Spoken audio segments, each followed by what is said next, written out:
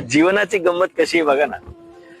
एकदा एसटी मध्ये बसलो, कंडक्टरला 100 रुपये दिले, 80 रुपयाचं त्यानं तिकीट दिलं आणि सुट्टे पैसे नसल्यामुळे 20 रुपये नंतर देईन असं म्हणाला. खर तर प्रवास सुरू झाला.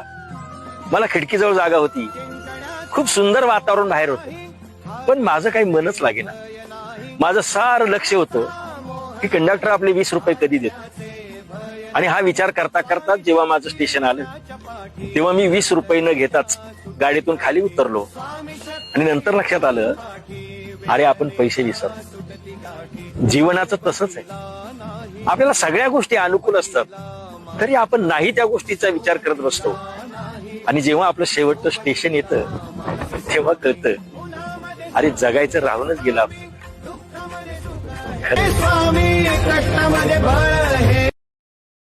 Download ShareChat.